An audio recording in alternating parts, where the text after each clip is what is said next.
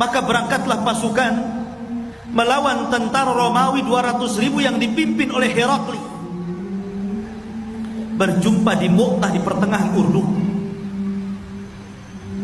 Dan luar biasa ikhwah, Anda bisa bayangkan 200.000 melawan 3.000. Lautan tentara yang sangat kuat dari Romawi, yang dikenal kekuatan perangnya.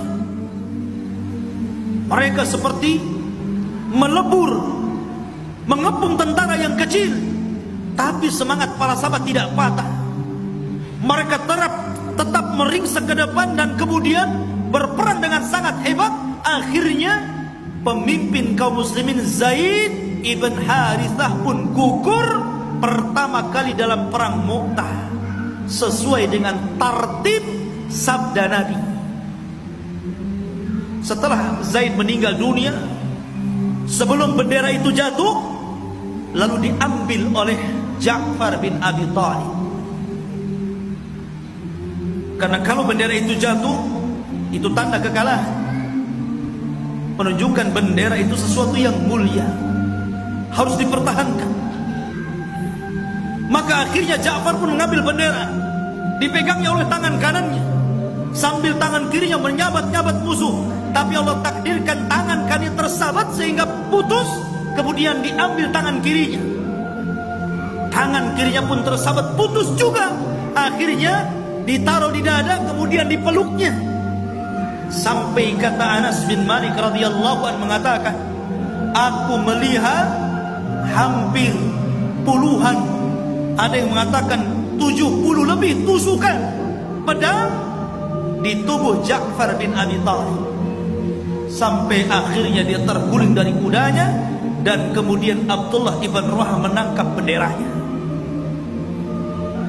Ketika Ja'far meninggal dunia, Nabi SAW berada di Madinah. Rasul SAW tahu bahwa Ja'far gugur karena malaikat Jibril memberitahunya. Makanya kemudian Rasul SAW mengatakan, laqad abdalahullahu ala yadaihi bijanahaihi yatiru fil jannati haitsu syaa. Sungguh Allah Subhanahu wa taala telah menggantikan kedua tangan Ja'far dengan dua sayap yang dia akan terbang di sorga sesuai dengan kehendaknya. Rasul tahu. Dan subhanallah, Ja'far bin Abi Thalib itu orang yang paling mirip dengan Rasul wajahnya. Paling mirip dengan Rasul, postur tubuhnya, kulitnya, mukanya luar biasa.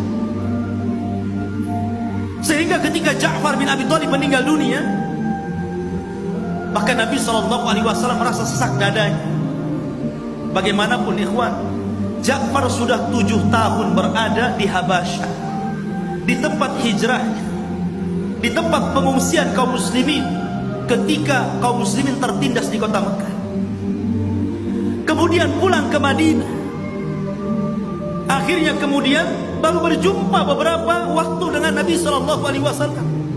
Belum lama bercengkrama dengan Rasul. Dan Ja'far pun hanya memiliki anak-anak kecil karena usia meninggalnya itu di bawah 40 tahun, masih muda.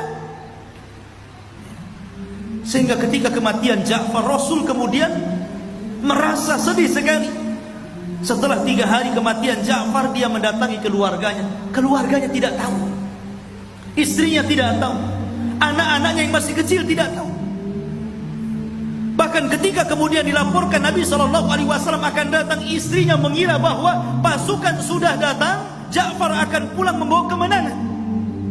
Makanya istrinya kemudian menyediakan makanan yang enak, anak-anaknya dimandikan dengan bersih, supaya ketika ayahnya pulang melihat anak-anaknya sudah segar, sudah cantik, sudah ganteng.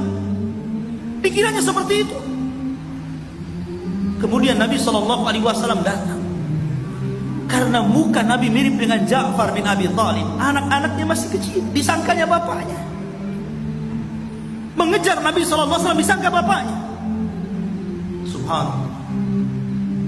Tapi kemudian Nabi SAW beritahu kepada istrinya bahwa Ja'far telah syahid. Maka istrinya langsung shock. Bagaimana tidak? Di Madinah baru tinggal beberapa saat, maka Nabi SAW pun menangis karena sedih. Maka Rasul mengatakan, isna'u ta'aman li ali Ja'far,